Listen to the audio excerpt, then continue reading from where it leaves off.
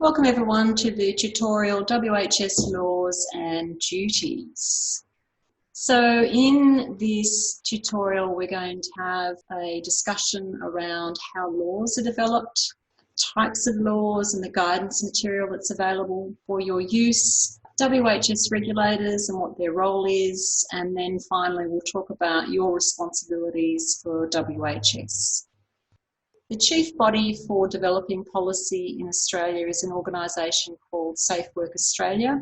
It develops policy, conducts research into improving health and safety performance across Australia. It looks at compensation data to work out problem areas and develop strategies on how we as a nation can improve workplace safety. Australia has a long history of WHS, formerly OHS, regulation and laws in this country, with each state and territory having a different set of rules for WHS. So in around 2008, there was a move across Australia to harmonise the various laws that govern WHS to make it easier for businesses who operate across multiple states and territories to conduct their businesses. So in 2011, model laws for WHS were introduced. So when we talk about model laws, it's a suite of the Act, regulation and codes of practice.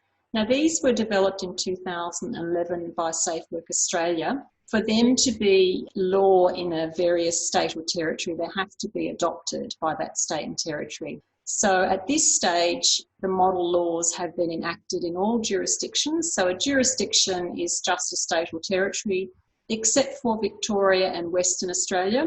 So in Victoria and Western Australia, they are still using their own particular laws, and they are referred to as occupational health and safety rather than WHS. So we've still got state-based legislation in Victoria and Western Australia. Now this is important to know if you're a business that's operating across various states and territories. So you know now how the model WHS laws were started, and they comprise of three levels: the Act, the regulation and codes of practice. So the Act is the what. So this has definitions and duties, who can do what and how. The WHS regulation expands on that and provides more about how you're going to comply with the Act. So then we have the codes of practice, which are not technically laws, but can be used in evidence in a court case against you as what is appropriate for hazard management by the regulator. So a code of practice is an easy to read and use document that explains practically how you can comply with the Act and regulation. So again, codes of practice need to be enacted by the various state and territory. Not every code of practice that has been developed by Safe Work Australia has been enacted or adopted by every state and territory. So Safe Work Australia develops the policy, it's enacted by each state and territory, and then it's enforced by what is termed a WHS regulator. Now this is a separate government body, and I have put the logos of all the regulators across Australia on this slide so you can see that. So they have a role of enforcing and administering the Act and the regulation. They also have a role to educate all businesses in their areas, and they do a really good job at that. So each regulator maintains an up-to-date website and provides easy to read information about the Act, the reg, how to interpret it. You'll also find the list of codes that have been adopted by your regulator on their website. They also provide webinars and training opportunities, and there are rebates available for certain high-risk hazards. So well worth checking out your regulator and being familiar with their website. Most regulators will allow you to subscribe to an email newsletter. This is a great way of keeping up to date with any changes in the law and also any activities or workshops that may be in your area that you would like to attend. So before we really dive into who does what and what duties are under the Act and the regulation, there's some language or definitions that you need to be familiar with. So they are PCBU, which is a person conducting a business undertaking, officers, workers and others. So let's start at the top. So person conducting a business undertaking, or PCBU. I really like this definition. It's a really good reminder that there's a person managing each business. So that's the way I like to think about it. A PCBU is a person conducting a business, and it really doesn't matter what that structure of the business is. You could be a sole trader with no employees, but you are still a PCBU. You could be self-employed. You could be working as a labour hire company and hiring out other workers to other businesses. You are still a PCBU. You're a partnership. That partnership is a PCBU. You could be trading as a company. There is still a person in that business making decisions. Company is still a PCBU. So an officer is someone who makes or participates in decisions, particularly finances or decisions around productivity or profitability in your business. They may not be present every day, so you can sort of think of an officer as a remote manager. In a company, an officer is quite obvious. They will be a director. But think about their role. They may not be present in the business. They don't make the day-to-day operational decisions, but they are in the background monitoring business performance and making decisions.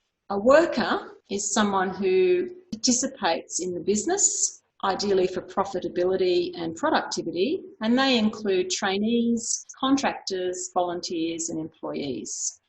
Then we have this other category called others. Now this includes anyone that could be impacted by the PCBU's business activities. So think customers, visitors, and family members, or even your neighbours. So think about if you're running a property, others under the Act and regulation can include your neighbours. Let's come back to some core principles of duties under WHS law. The first one is a duty is non-transferable. So what that means, if I am a PCBU, I have duties under WHS law, I can't give them to somebody else. I can't contract them out to somebody else. They remain with the PCBU. The second principle is one party can share the same duty. A common example is when you get two PCBUs working in close proximity to each other. They then have a shared duty of managing risks and consultation with each other. It's also possible for you to have multiple duties under the WHS law. So you could be a PCBU and a worker. Now, all of these duties, the fundamental principle is to manage risk either by elimination or control. Remember, an officer is a remote manager. So examples of that, remember I said a director in a company. Another common example which people don't realise is you might be running the family farm. Mum and dad have moved into town, retired, semi-retired, but they still make decisions financially for the farm or direct productivity or profit. They are actually, by doing this, officers under WHS law. So what does an officer need to do? They need to discharge what is called due diligence. Now, due diligence is an active duty. It's not passive. If you're an officer, there's no excuse for not doing this. You can't say, I didn't know about it. It's something that you need to do. So first of all, you need to have a knowledge of health and safety matters. You need to understand your requirements. You need to understand what the business does, the hazards and risks that arise from that business, and what would be reasonable in managing them. You need to make sure that the PCBU has the right safety resources and systems in place. So resources could be a budget. It could be having the right people with the right skill set to do the work, and it could be the right equipment. You need to make sure that hazards, risks and incidents are appropriately addressed, and you need to ensure that the PCBU is legally compliant. So as an officer, you have a monitoring role or a checking role on what the PCBU, the person conducting the business undertaking, is doing. So the main duty under WHS law is held by the PCBU or the business. They have the lion's share of making sure that WHS happens in the workplace. Remember, it's not going to happen purely by thinking about it. You'll have to work at this. There's a lot of things that have to be covered. So if we look at this list here, PCBU has the obligation for a safe working environment and providing safe systems of work. They need to build or implement processes for consultation about work health and safety. So in your business, if you are changing things or introducing new things into the workplace that could potentially influence WHS, then you need or you must consult with others in the workplace. You must provide safe plant structures and substances. Your obligations include also the facilities that your workers use. So lunchrooms, toilets, showers, their work environment are all things that you need to take care of. I like to think of it of you're the business, you're actually supplying the workplace to your workers. So your workplace includes the buildings, it includes how people work, it includes the resources such as the tractor, forklift, it includes where they eat their lunch, where they rest, it includes how they're transported across your workplace. So think of supplying all of that, and that will give you the context of what you're looking at. You also need to record workplace injuries and incidents and report serious ones to the regulator. You need to make sure that all your workers are trained, they've got the right information and education on WHS, hazards and risks. You need to provide adequate instruction and supervision. You as a PCBU need to comply with the WHS laws, and you need to, if you're dealing with hazardous substances, you need to make sure that you've got systems in place to monitor the health of your workers. And there's also requirements for accommodation if that's something that you are offering to your workers. There are certain standards that must be maintained. So previously we talked about an officer discharging due diligence. For a PCBU or a business, you must manage risk, either eliminate the hazard or reduce the risk of that hazard so far as is reasonably practicable. This is the standard you must apply. So when you're looking at what is reasonably practicable, it's around what could be done and is it reasonable. A good rule of thumb is if you can do something within your power that's reasonable to eliminate or reduce a risk, then you should do it.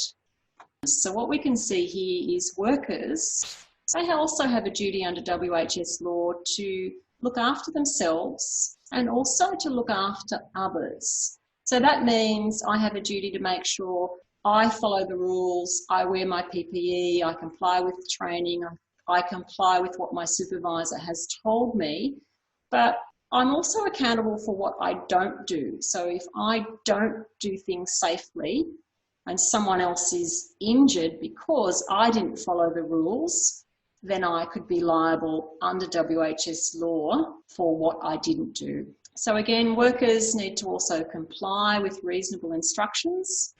As a worker, they need to facilitate a business meeting its compliance under WHS law. So far we've covered the PCBU or the business, we've covered officers and we've covered workers. There's this group of everyone else, and it's a broad group of visitors, neighbours, workers' children, others in the workplace that are impacted by the hazards and risks of your business or what you don't do to manage hazards and risks in your business. So others in your workplace, again, need to take reasonable care of themselves. That means if you've instructed them through an induction that they can't go to paddock X, or they can't ride the quad bike, or they must be fully supervised, then they have a duty under law to comply with those instructions. Probably a word of warning here is, as most of us, if we're working in agriculture, often live in our workplace, as in, we work on our farms, we live on our farms, we have children around, we have visitors, we have family around. just be mindful of when they become potentially a worker for you. So as soon as a visitor stops just observing and watching what you're doing and they actively do work for you, even if it's just driving the chaser bin or helping you muster the cattle, they can be perceived as workers under the law. So to wrap up this tutorial, some key points to remember: model laws have not been enacted by all states and territories. Remember, Victoria and Western Australia operating on their own separate laws. Model laws comprise the Act, the regulation and codes of practice, which have to be enacted by each state or territory. And we're looking at officers. Remember, can be a removed manager from your business, a PCBU, a person conducting a business undertaking. And remember, you don't have to have employees to be considered a PCBU. Remember, sole traders, partnerships are considered PCBUs. Everyone has a responsibility for safety. We've seen that in officers who have to discharge due diligence, PCBUs taking the lion's share of what's required to keep people safe in the workplace, workers for themselves and others.